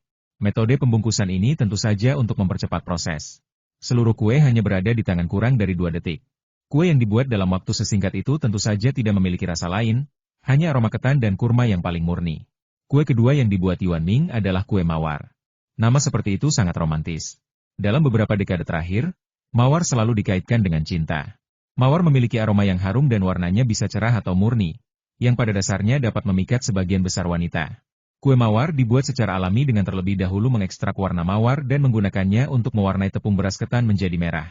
Kue mawar yang dibuat dengan cara ini penuh dengan aroma mawar yang harum dari dalam keluar. Dengan bunyi derit, Yuan Ming membuka lemari dan mengeluarkan setangkai mawar segar dari dalamnya.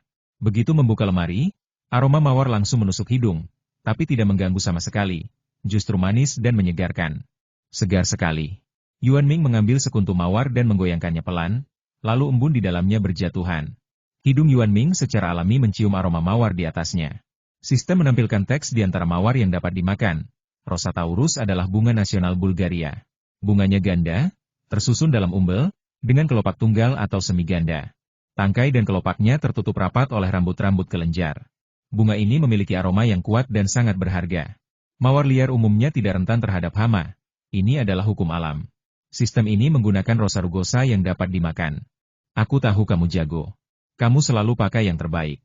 Yuan Ming mengeluh sambil mencuci kelopak bunga, tapi suaranya teredam topeng dan tak terdengar jelas. Selai mawar sangat mudah dibuat, hanya membutuhkan gula dan mawar.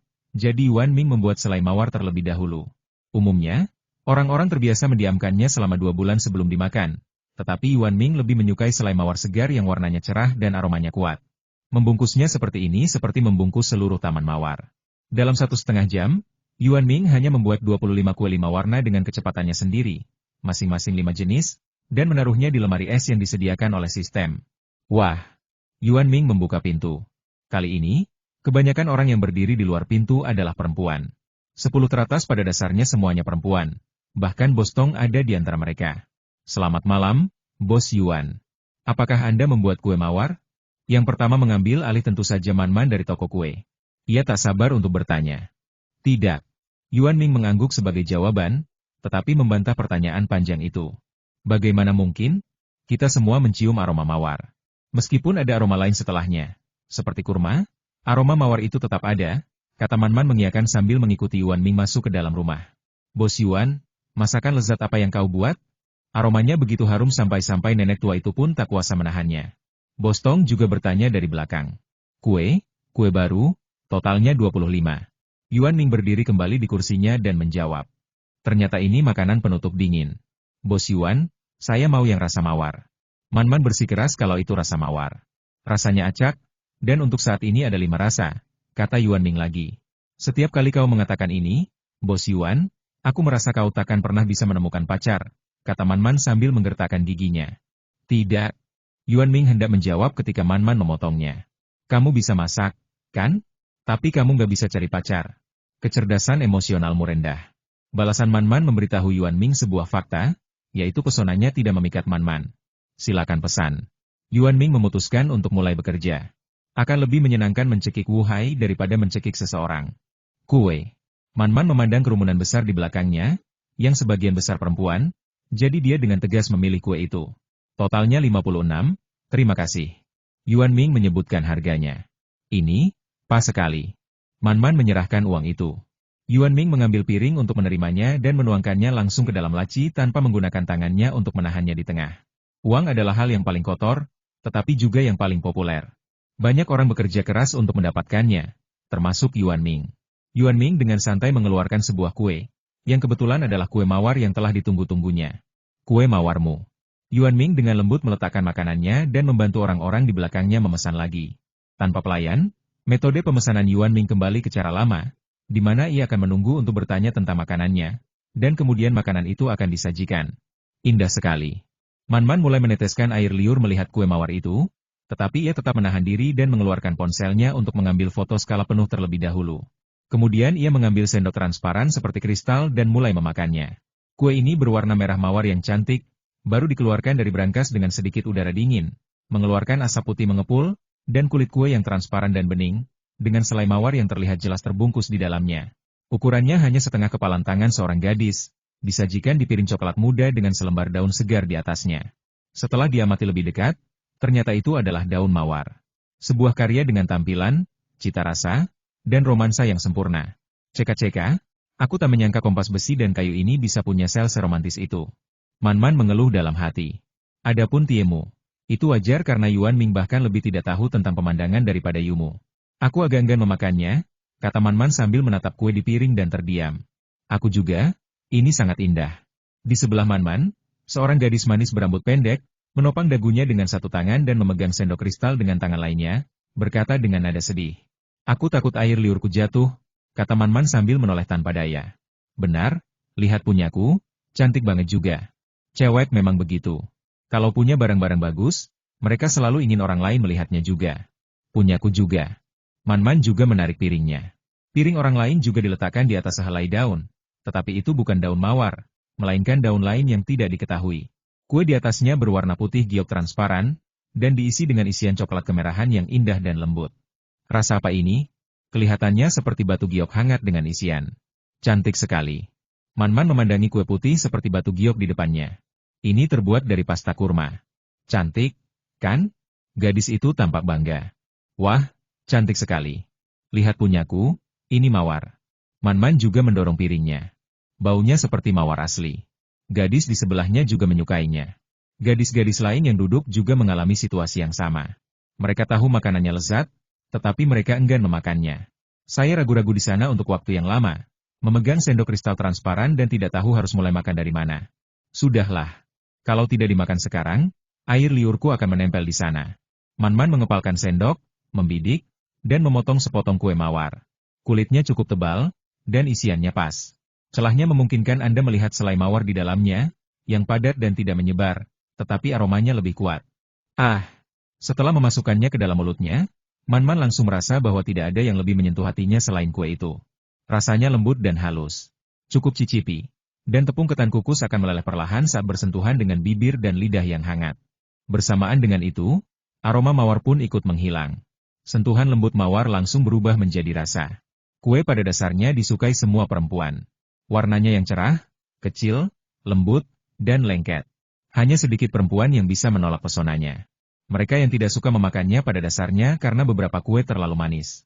Namun, rasa mawar di mulut Man-man berbeda. Dalam setiap gigitan tepung ketan, ia hanya merasakan aroma dan rasa mawar, dengan sedikit rasa manis. Setelah mengunyahnya dengan saksama, ia baru menyadari bahwa ia telah memakan selai mawar. Rasanya seperti aku melahap seluruh kebun mawar. Man-man membuka mulutnya dengan hati-hati, takut aroma mawar akan keluar dari mulutnya. Man-man segera menghabiskan kue kecil itu. Bagaimana pasta kurmamu? Man-man menunggu gadis di sebelahnya selesai makan sebelum bertanya dengan tidak sabar. Enak banget. Kupikir pasta jujubenya bakal manis banget, tapi ternyata enggak. Rasanya kayak makan kurma segar, manis banget dan tanpa kulit kurma yang mengganggu. Gadis itu bercerita banyak hal dengan gembira. Seharusnya kita mencicipinya secara terpisah sekarang. Man-man menatap piring bersih kedua orang itu dengan penuh penyesalan. Ya, kenapa aku tidak memikirkannya? Gadis berambut pendek itu juga tampak kesal. Aku punya ide. Ayo kita coba, kata Man-man Fulin tulus. Apa idenya? Tanya gadis berambut pendek itu penasaran. Lihat saja aku dan kau akan tahu, kata Man-man dengan percaya diri. Ya. Gadis berambut pendek itu mengangguk setuju. Bos Yuan, teriak Man-man keras. Ada apa? Yuan Ming berjalan mendekat, melihat piring kosong kedua orang itu, lalu ada kegembiraan aneh di wajah Man-man. Saya ingin kue dengan rasa yang berbeda, kata Man-man dengan percaya diri. Aturannya ada di dinding dan belum diubah. Yuan Ming tiba-tiba bereaksi, tetapi tetap mengatakannya secara alami. Saya tahu itu, tapi Anda bisa memesan 2 kue telur dengan rasa yang berbeda. Man-man memberikan contoh dengan sangat baik. Bukan karena selera, kata Yuan Ming, dia sudah menjelaskannya sejak lama. Karena ini piring saji, aku tahu. Tapi, bukankah pasta kurma dan selai mawar di dalamnya seharusnya dianggap piring saji? Tanya Man-man dengan percaya diri. Tidak, ini hanya isian dan tidak bisa dijadikan hidangan saji, kata Yuan Ming serius. Tentu saja dia juga bertanya pada sistem, namun respon sistem tetap tidak ada jawaban. Saya pikir itu harus ditambahkan. Man-man masih belum menyerah. Orang-orang di belakang sedang menunggu meja. Sebenarnya, Yuan Ming sangat ingin mengikuti saran Man-man. Jika ia melakukannya, ia akan mendapatkan 2 piringan lagi, masing-masing seharga 108, yang berarti ia akan mendapatkan banyak uang. Namun, bagaimana mungkin Yuan Ming begitu mencintai uang? Ia adalah orang yang sangat mencintai uang. Jadi ia mengingatkan Man-man untuk melepaskan jabatannya. Man-man terdiam. Tiba-tiba ia merasa pola di sol sepatunya sangat indah, dan ia ingin mencetaknya di wajah bos Yuan. Namun, kue yang dibawa Yuan Ming kembali menyadarkan pikirannya. Kue itu adalah bintang dunia kue, King Tuan. Warnanya hijau zamrud dan memiliki kesan sejuk, namun bantalan di bawahnya bukanlah daun hijau, melainkan kelopak merah yang dapat menonjolkan warna hijau dengan lebih baik, yang dapat meningkatkan selera makan hanya dengan melihatnya. Bos Yuan bisa membuat kue. Dia bisa membuat kue, dan kuenya enak. Gumamnya pelan, dan keinginan untuk menghajar Yuan Ming sampai mati pun perlahan sirna. Ia pun keluar dari toko Yuan Ming dengan perlahan dan tenang. Namun Yuan Ming tidak tahu bahwa gautuan yang tampan menyelamatkan pipinya yang tampan. Kue yang tersedia hanya 25, tetapi terjual habis dalam waktu singkat. Setelah terjual habis, gadis-gadis yang tersisa terus bertanya kapan kue itu akan tersedia lagi. Untungnya, mereka semua tahu temperamen Yuan Ming dan tidak bertindak berlebihan. Akan ada beberapa selama jam kerja besok, tapi jumlahnya belum pasti, kata Yuan Ming serius dan mengabaikannya. Para gadis yang ingin makan pada dasarnya menggunakan kemampuan terbaik mereka. Bernyanyi, membacakan puisi, berakting, berkelahi, marah-marah, genit, dan memesona, masing-masing dengan triknya sendiri. Yuan Ming memandangi sekelompok pengunjung restoran yang tampak seperti bunga segar ini, dan ia hanya punya satu firasat orang-orang yang tidak terkendali ini ingin mengeruk uangnya dan memberinya diskon. Jadi, Yuan Ming pada dasarnya mengabaikan mereka semua dan melanjutkan urusannya dengan tenang. Ketika ia melihat bahwa benar-benar tidak ada kue yang dijual, gadis-gadis yang mengelilinginya pun pergi. Bos Tong, yang datang lebih awal, melihat harga kue-kue itu tetapi tidak jadi membelinya. Harganya ditambah biaya meja 20 yuan tidaklah murah. Ia bukan gadis kecil lagi. Meskipun ia iri dan ingin memakannya, ia tidak harus memakannya, jadi ia hanya menonton kesenangannya. Setelah makan malam yang meriah, Yuan Ming merasa sedikit gatal saat melihat hadiahnya. Royal Jelly jarang ditemukan, apalagi yang berasal dari lebah batu. Lagi pula, madu dari lebah batu juga langka. Apakah ada syarat untuk menerima hadiah ini dari sistem? Tanya Yuan Ming hati-hati. Sistem menampilkan kata tidak ada. Kalau begitu, ambillah. Yuan Ming mempertimbangkannya dan memutuskan untuk meminumnya. Madu memiliki banyak manfaat. Namun tak lama kemudian Yuan Ming berharap ia tidak menerimanya. Sistem, kau jatuh. Yuan Ming meratap getir. Sistem, aku tidak menyangka kau sudah jatuh ke level ini. Nada bicara Yuan Ming dipenuhi kesedihan. Seolah-olah anaknya sendiri tiba-tiba berubah menjadi buruk. Sistem menampilkan pesan hadiah telah dikeluarkan, harap periksa dengan cermat. Aku ingin mengambilnya, tapi beritahu aku caranya. Jika sistem itu memiliki tubuh fisik, Yuan Ming pasti akan menunjuk hidungnya dan memarahinya. Hadiah macam apa ini? Hadiah khusus Royal Jelly Lebah Batu. Cara mendapatkan alamatnya berbatasan dengan kota Praja Shuiko di timur, kota Praja Qianfo dan kota Praja Guifu di utara, serta kota Praja Sanban dan kota Praja Caihe di barat daya. Lokasinya berada pada koordinat 952710611 bujur timur dan 230333111 lintang utara. Setelah melihat lagi metode aksesnya, Yuan Ming benar-benar terdiam. Sistem, saya rasa kita harus berkomunikasi dengan baik. Yuan Ming menarik napas dalam-dalam dan berkata dengan serius. Sistem menampilkan pesan mendapatkan bahan-bahan berharga secara pribadi adalah suatu keharusan bagi seorang koki ahli. Kali ini, sistem berhasil membungkam Yuan Ming dengan sangat baik, membuatnya terdiam.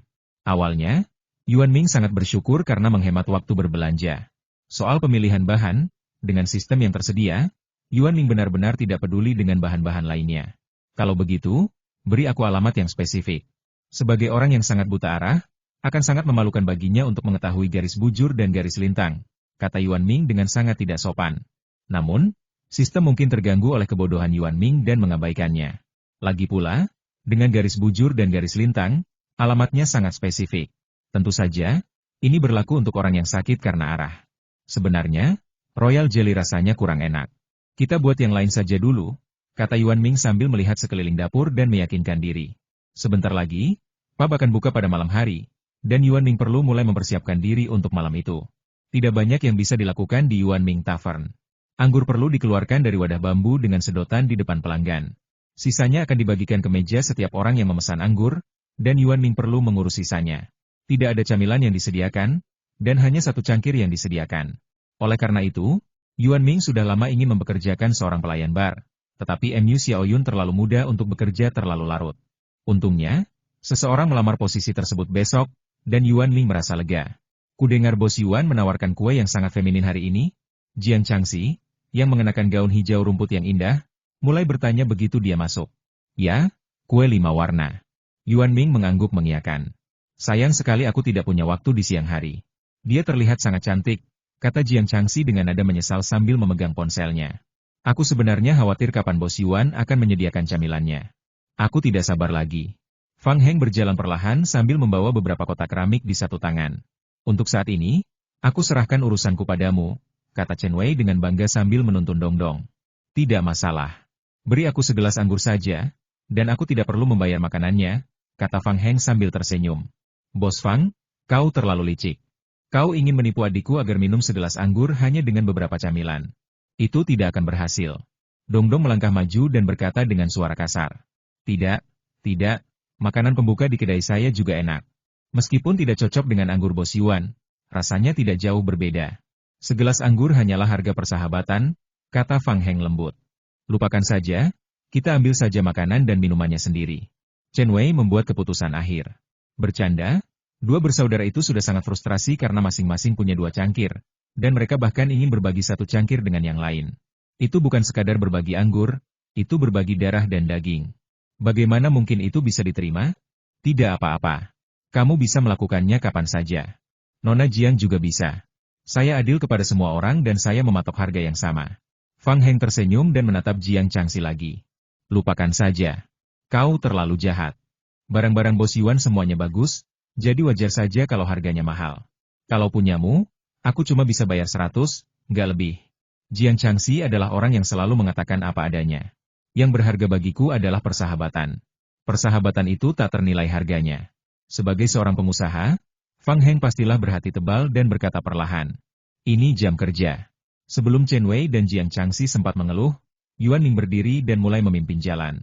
Ayo, kita minum. Fang Heng, kita main game dan minum bareng. Chen Wei langsung memberi Fang Heng nama panggilan dan masuk lebih dulu bersama Dong Dong. Tidak masalah, setengah cangkir saja. Fang Heng tidak peduli. Ia mengikuti di belakang sambil membawa anggur dan makanan, lalu setuju. Aku ikut. Jiang Changxi juga sangat tertarik. Tidak masalah, ayo bergabung.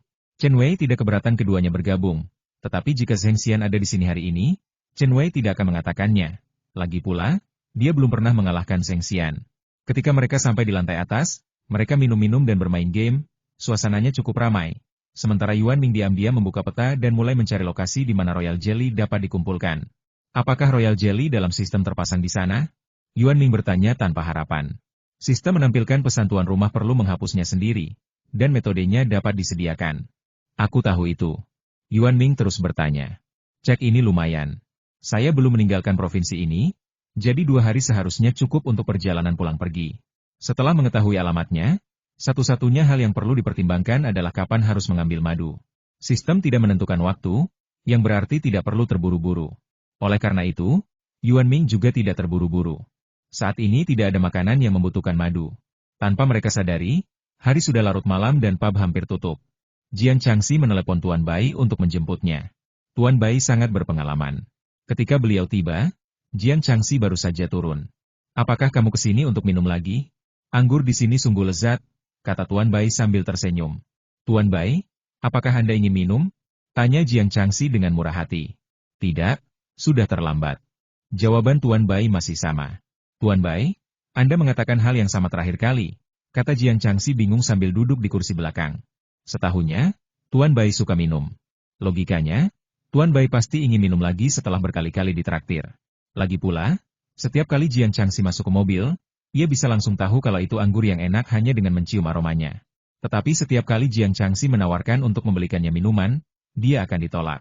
Ya, istriku sedang menungguku di rumah. Dia khawatir kalau aku pulang terlalu malam, kata Tuan Bai terus terang.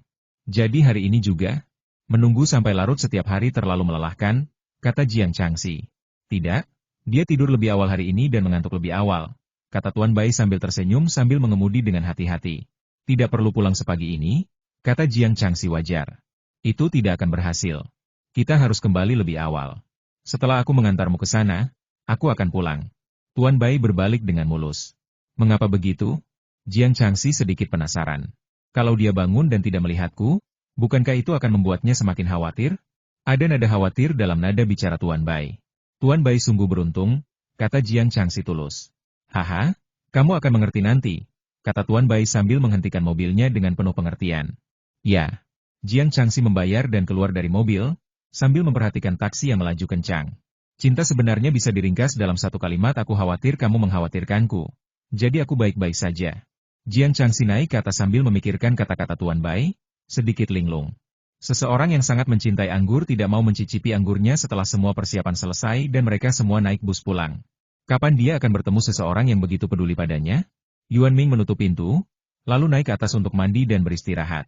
Kali ini dalam mimpi Yuan Ming, sistem itu bukan lagi seekor ayam kuning kecil, melainkan seekor lebah yang penuh kebencian, yang menghalangi Yuan Ming dengan berbagai cara ketika ia pergi mengambil hadiah Royal Jelly. Akhir yang wajar adalah ia diratakan oleh sol sepatu Yuan Ming, lalu ia berhasil mendapatkan hadiahnya. Layaknya seorang pejuang yang mengalahkan seekor naga, Yuan Ming kembali dengan kemenangan. Oleh karena itu, Yuan Ming sedang dalam suasana hati yang sangat baik pagi ini.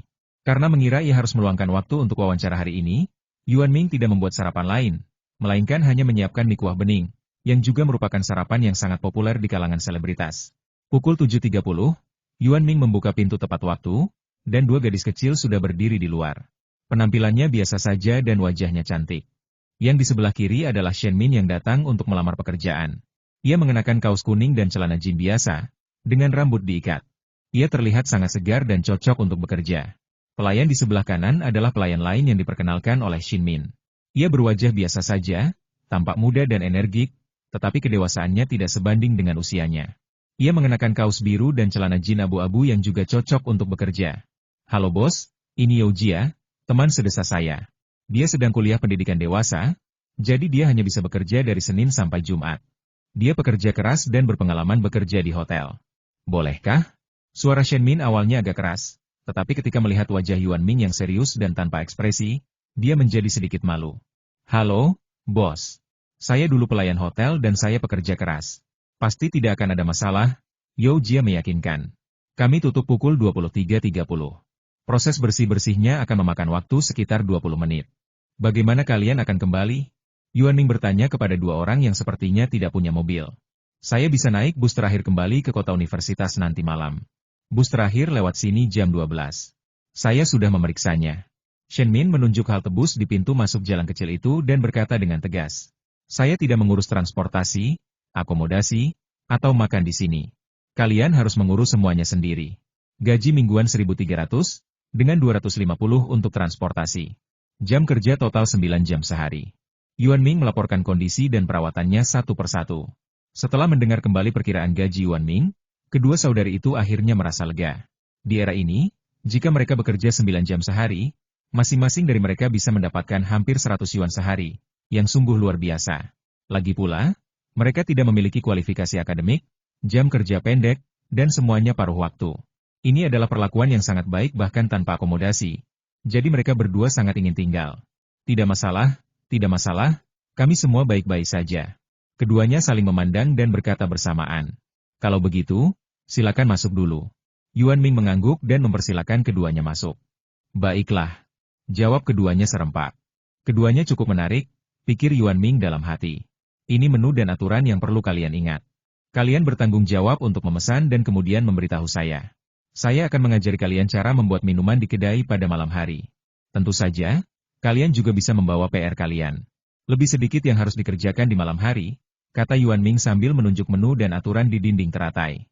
Oke, bos. Jawabannya kali ini serupa. Itu saja. Jam kerja saya di sini dari jam 8 pagi sampai jam 9 malam, dan sarapannya 1 jam, tambah Yuan Ming, lalu mulai menyiapkan sarapan. Ketika mereka mendengar bahwa mereka perlu mencatat, Yao Jia dan Shen Min bereaksi secara berbeda. Yao Jia mendongak dan memperhatikan dengan saksama, sambil membaca dalam hati, sementara Shen Min mengeluarkan buku catatan kecil dan pena dari tas kecil di punggungnya dan menuliskannya, tampaknya bermaksud untuk mengambilnya kembali dan membacanya dengan saksama. Bos, aku sudah hafal. 10 menit berlalu dalam keheningan. Gadis jujur Yao Jia mengira Yuan Ming akan menguji kemampuannya. Jadi dia berbalik dan berkata kepada Yuan Ming. Baiklah. Apakah kamu ingin mulai menghitung hari ini atau besok? Tanya Yuan Ming. Itu bisa dilakukan hari ini, kata Yao Jia dengan yakin. Aku juga bisa. Shen Min sedikit ragu. Ini bukan masalah waktu, tapi dia belum hafal harganya. Barang-barang di toko Yuan Ming tidak banyak, tapi juga tidak sedikit. Sarapan pangsit sup 66 keranjang, set mie kuah bening 308 porsi. Yao Jia mulai melafalkan daftar harga tanpa mengucapkan sepatah kata pun. Tidak perlu menghafal, cukup tulis saja. Saat jam kerja dimulai, Anda akan mulai menyapa dan menyajikan makanan kepada pengunjung. Anda tidak perlu melakukan apapun lagi. Yuan Ming menyela bacaan Yao Jia dan menekankan sesuatu yang perlu dilakukan. Shen Min, yang berdiri di belakang, menghela napas lega dan sedikit bingung. Karena mereka hanya perlu dipanggil. Bukankah mereka juga harus mengumpulkan piring dan mengepel meja? Namun, keduanya tidak bertanya. Hanya saja mereka punya alasan yang berbeda. Baik, bos. Kali ini keduanya menjawab serempak. Sambil menghafal dan melafalkan, Shen Min diam-diam terkejut. Rasanya semakin sulit ditanggung. Siapa yang mau makan dengan harga semahal ini? Sepotong roti kukus harganya 66, dan sepiring nasi goreng telur harganya 188. Kalau bukan karena harganya yang mahal, Shen Min pasti mengira ia salah desimal. Yang terpenting, tertera dengan jelas bahwa unit pembayarannya adalah RMB, harga yang sangat tinggi bagi Shen Min, yang bisa bertahan 2 minggu dengan 188. Ia merasa bimbang dan bertanya-tanya apakah ia harus membujuk bosnya. Toko ini terlihat relatif baru, dan mungkin bosnya tidak memahami pasar. Adapun Youjia, ia jauh lebih tenang. Meskipun harganya mengejutkannya, ia merasa karena bosnya sudah menetapkan harga seperti itu, pasti akan terjual. Karena itu, ia tidak khawatir apakah barang itu akan terjual atau tidak. Ia hanya tidak tahu bagaimana perkembangan bisnisnya, dan ia sedikit penasaran tentang hal ini. Namun rasa penasarannya segera terpuaskan, karena mula-mula para pedagang membentuk lingkaran, kemudian para pengunjung yang menunggu makanan membentuk barisan yang semakin panjang. Shen Min agak tidak percaya. Ia melihat keluar dan ke dalam toko beberapa kali dengan heran, seolah penasaran. Namun, Yuan Ming tidak berniat menjelaskan. Oh, Bos Yuan telah merekrut orang baru, sepasang saudari. Pengunjung pertama yang datang adalah Ling Hong yang berlidah tajam. Benar. Apa yang ditawarkan hari ini? Gurita menyusul dan pertama kali bertanya tentang makanannya. Mie kuah bening, kata Youjia cepat, tetapi seseorang di sampingnya merasa sedikit malu dan tidak sempat mengatakannya. Tidak ada pangsit lagi, keluh Ling Hong. Paket makanan. Teng dengan cerdik memesan terlebih dahulu agar makanannya tiba lebih cepat. Meskipun bawang putih, kita tetap makan makanan yang sudah disiapkan, kata Jilian melirik gurita itu dan langsung berkata. Ku bilang pada kalian, apa tidak apa-apa kalau kita cuma makan satu porsi saja saat aku mentraktir kalian? Beri aku satu porsi juga, kata gurita dengan nada tidak puas. Kalau kamu traktir, kamu harus pesan makanan, kata Ling Hong tegas. Youjia dan Shen Min mendengarkan dengan saksama, memastikan pemahaman mereka sebelum melapor kembali ke Yuan Ming. Shen Min, khususnya, benar-benar hancur. Shen Min mengira ia datang ke kota besar hanya untuk belajar. Tetapi bagaimana caranya agar pandangannya tentang dunia bisa kembali segar? Ternyata ada orang-orang yang mengantre untuk membeli barang semahal itu. Satu set mie kuah bening harganya 40 yuan lebih mahal daripada mie kuah beningnya. Tetapi isinya hanya 2 siung bawang putih dan semangkuk sup. Sungguh murahan. Itu tetap saja pembunuhan yang brutal. Aku memperhatikan bosku dengan seksama dan mendapati dia sedang bekerja dengan serius. Min Min, peluk wajahmu. Youjia dengan hati-hati menarik lengan baju Shen Min dan mengingatkannya dengan suara rendah. Oh, baiklah. Shen Min akhirnya bereaksi dan maju ke depan. Demi kebaikanmu, kata Shen Min sopan. Terima kasih. Jilian mendongak dan tersenyum tipis. Wajah Shen Min langsung memerah. Ia belum pernah melihat pria selembut itu. Tak lama kemudian, semakin banyak orang datang. Tak satu pun dari mereka pernah melihat pemandangan seperti itu sebelumnya. Dan mereka berkeringat karena gugup. Kamu bertanggung jawab menerima pesanan dan mengantarkan makanan. Jangan khawatirkan hal lain. Yuan Ming mengingatkan Shen Min ketika ia berlari untuk membersihkan meja untuk ketiga kalinya. Tapi, ada begitu banyak orang. Tanya Shen Min dengan suara rendah. Jangan khawatir, Yuan Ming memberi isyarat kepada Youjia yang sedang memesan makanan di seberang. Seorang tamu hendak pergi, dan Youjia mengikuti instruksi Yuan Ming sebelumnya dan dengan lembut menyuruh pria itu untuk membersihkan meja. Dan tamu itu melakukannya seperti biasa. Saya mengerti, terima kasih, bos. Shen Min ingin melakukan pekerjaan yang lebih baik, jadi dia membersihkan mejanya sendiri. Lagi pula, tidak ada toko yang mengizinkan pelanggan membersihkan meja sendiri. Namun kini tampaknya pengunjung restoran di sini bukanlah orang-orang yang saya kenal. Pada saat ini, Shen Min mendengar orang lain masuk, tetapi percakapan antara kedua orang itu membuat Shen Min tidak dapat menyela untuk sementara waktu. Apakah makanan di sini benar-benar enak? Kita sudah mengantre hampir 1 jam pagi ini, seorang anak laki-laki pendek bertanya kepada Wu You di sampingnya dengan rasa ingin tahu. Apakah ada yang aku perkenalkan yang tidak enak? Wu You memutar matanya dan berkata dengan percaya diri. Harganya terlalu mahal, gumam pria kecil itu. Bocah, penghasilanmu sekarang segitu banyaknya, tapi kamu bahkan gak sanggup traktir aku makan. Wu You meraih pria yang lebih kecil itu dan berjalan maju. Rasanya tidak enak. Lihat, masih ada 1 siung bawang putih tersisa di kursi orang itu, kata pria kecil itu tiba-tiba dengan mata berbinar. Omong kosong. Aku belum pernah melihat mangkuk kotor saat makan di sini. Semuanya dijilat lebih bersih daripada piring kotor yang kita cuci di rumah. Mana mungkin masih ada yang tersisa? Wu You bahkan tidak menoleh, sama sekali tidak yakin. Astaga, mie seharga 308 yuan ini mungkin rasanya kurang enak. Bawang putih yang kamu sebutkan itu begitu lezat sampai-sampai ada yang menyisakan sedikit. Menurut si kecil, makan semuanya mungkin bukan karena rasanya enak. Bagaimana kalau karena harganya mahal? Jangan membuat alasan. Wu You menarik si kecil untuk duduk. Miringkan kepalamu, kata pria kecil itu tanpa daya. Baiklah, terserah kau saja. Wu You merentangkan tangannya dan melirik ke samping. Kemudian, ia benar-benar menyadari ada 1 siung bawang putih di piring di kursi yang kosong sementara itu, diletakkan diam-diam di sana. Sial, orang ini benar-benar kaya. Dia bahkan punya satu siung bawang putih tersisa. Dia kaya sekali. Wu You langsung mengumpat karena terkejut. Pria pendek itu kini bisa sepenuhnya memahami perasaan Wu You. Lagi pula, mie ini harganya 308 per mangkuk. Yang dilakukan orang-orang kaya baru adalah memakan satu siung bawang putih dan meninggalkan yang satunya lagi, lalu mereka bisa keluar dan membanggakannya, sambil berteriak lantang, saya juga orang yang bisa meninggalkan satu siung bawang putih tak dimakan. Satu-satunya makanan yang tersedia pagi ini adalah mie kuah bening dan set mie kuah bening. Kalian mau makan apa? Shen Min melihat keduanya terdiam, lalu melangkah maju untuk bertanya. Bos Yuan mengganti pelayannya? Wu You menatap Shen Min dengan rasa ingin tahu. Yah, aku baru di sini, kata Shen Min sambil tersenyum, karena dia sudah terbiasa. Set mie kuah bening. Mie kuah bening. Wu You dan pria pendek itu mengucapkannya hampir bersamaan.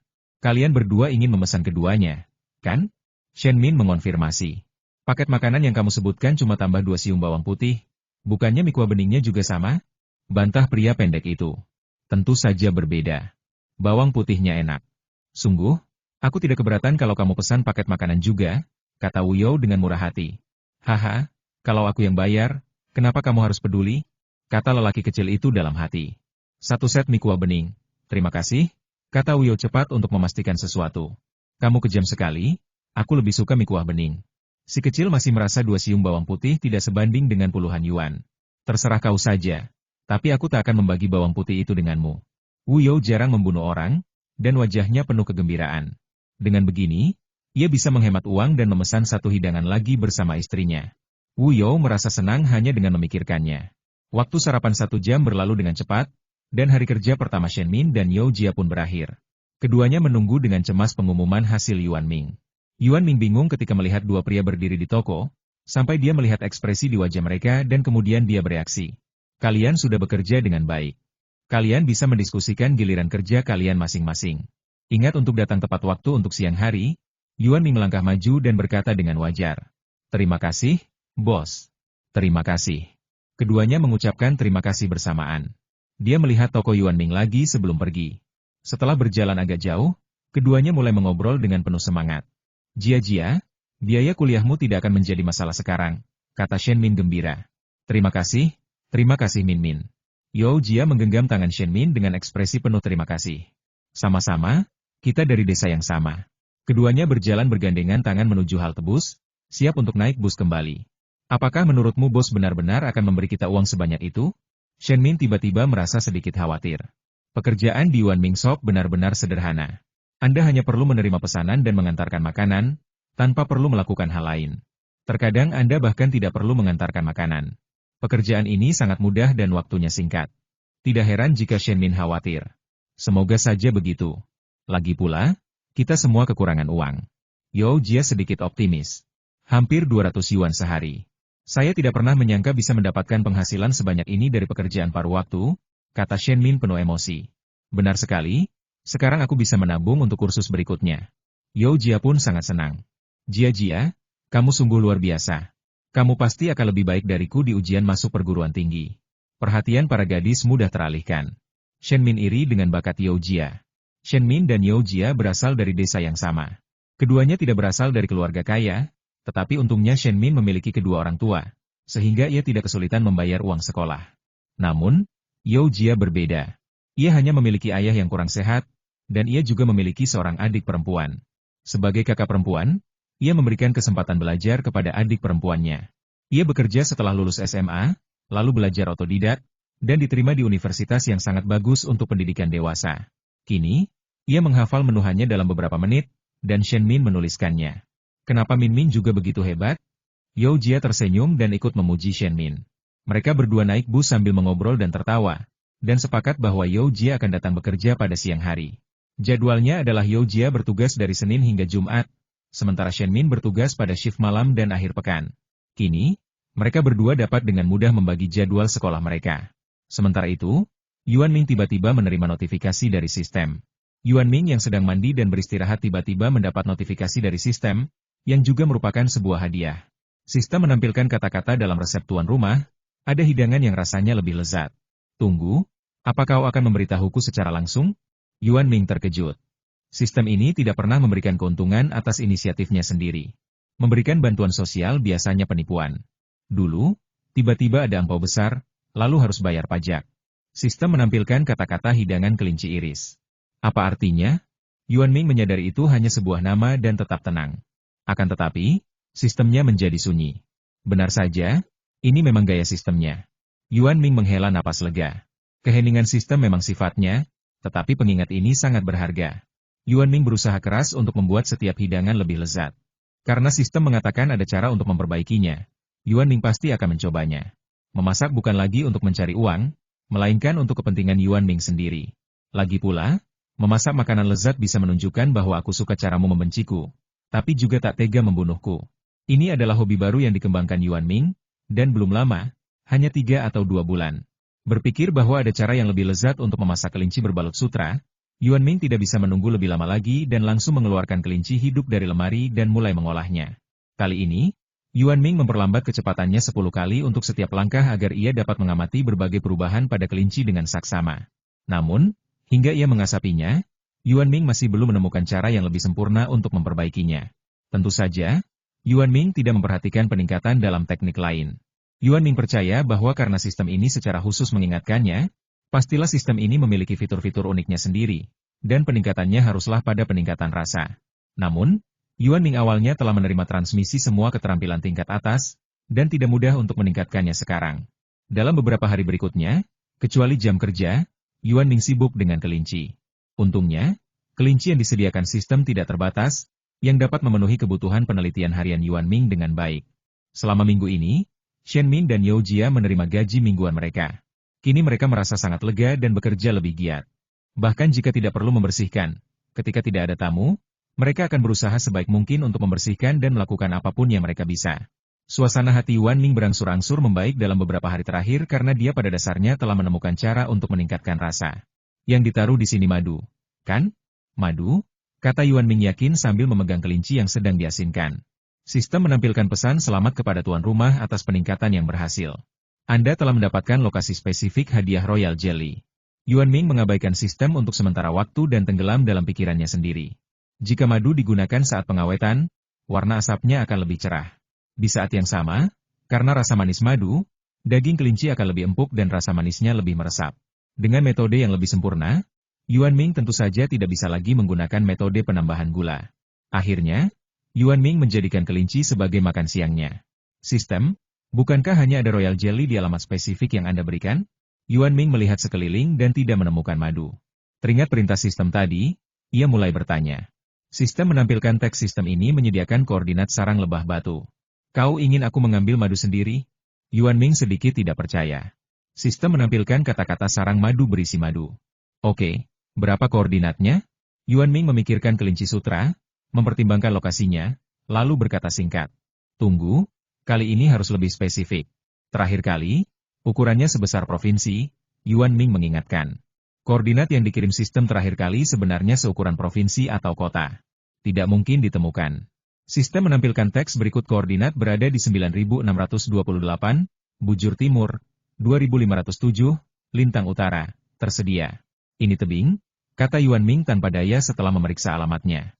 Sistem menampilkan pesan lebah batu adalah sejenis lebah liar yang sedikit lebih besar daripada lebah madu. Mereka omnivora dan senang mengumpulkan nektar. Mereka membangun sarang di tebing curam. Untuk melindungi diri dari vandalisme dan serangan hewan lain, lebah batu membangun sarang di tebing curam yang menjorok, setinggi ratusan meter. Haha, kamu bahkan lebih baik dari Baidu, kata Yuan Ming tanpa berkata-kata. Setelah beberapa pertimbangan, Yuan Ming memutuskan untuk pergi ke tempat yang disediakan oleh sistem. Sore harinya, ketika Shen Min baru saja tiba dan Yao Jia belum pergi, Yuan Yao berkata, saya harus keluar selama 5 hari untuk suatu keperluan. Bisakah kamu membantu saya menulis surat izin dan menempelkannya di pintu? Bos, ada apa? Yao Jia tampak lebih ceria. Setelah beberapa hari bersama, ia menyadari bahwa Yuan Ming sebenarnya tidak suka bicara, tetapi sebenarnya dia orang yang sangat baik, jadi ia bertanya langsung. Beli barang, barang penting, kata Yuan Ming tegas. Baiklah, jangan khawatir, bos. Yao Jia langsung setuju. Aku akan memberikannya besok, oke? Shen Min malu di depan orang luar. Setelah sekian lama, dia masih merasa sedikit malu terhadap bosnya, Yuan Ming. Baiklah, ayo kita pulang kerja. Yuan Ming mengangguk. Yuan Ming berencana untuk mengambil cuti. Sementara Wu Hai, yang sedang mengadakan pameran seni, juga merencanakan hal yang sama. Hei, saudaraku hai, jangan ribut lagi. Bukankah kita baru saja makan malam? Zheng Jiawei, mengenakan setelan rapi, melambaikan tangannya di depan Wu Hai dengan gaya yang tak terkendali dan berkata dengan nada berlebihan. Yang kumakan itu rumput. Aku cepat lapar. Wu Hai melepas dasi kupu-kupunya, menyentuh kumisnya, dan berkata dengan kesal. Kok bisa? Menurutku ini enak sekali. Aku nggak nyangka Bos Yuan begitu pandai mengajar. Zheng Jiawei juga mencicipi hidangan vegetarian buatan Wu Hai hari ini, dan menurutnya rasanya sangat lezat. Setiap hari biru atau hijau, tapi aku bukan kelinci. Wu Hai lalu membuka kancing jasnya. Karena ia penyelenggara pameran seni, tentu saja ia harus berpakaian formal. Wu Hai tampak menawan dalam balutan jas. Bentuk tubuhnya trapesium terbalik, yang menopang pakaiannya dengan sangat baik. Dua kumisnya yang kecil memancarkan pesona seorang paman, dan ia tampak tenang dan dapat diandalkan. Kalau begitu, ayo kita makan daging domba panggang utuh besok.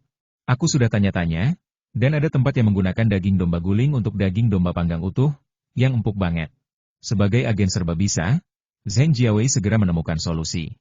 Wu Hai terdiam beberapa saat, lalu tiba-tiba berkata dengan tegas, aku ingin kembali dan makan. Pesankan aku penerbangan paling awal. Ya Tuhan, kalau kau pergi, aku akan kena masalah. Orang-orang ingin melihatmu, bukan aku. Apa yang harus kulakukan kalau kau pergi?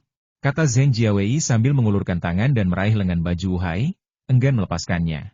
Aku takut Wu Hai akan lari kalau aku melepaskannya. Tidak apa-apa. Katakan saja aku, seorang pelukis, sudah bekerja keras selama berhari-hari dan jatuh sakit di tempat tidur. Aku tidak bisa bangun, kata Wu Hai serius dengan wajah merona. Tidak, ini tidak akan berhasil. Ini hanya untuk 1 bulan, bersabarlah.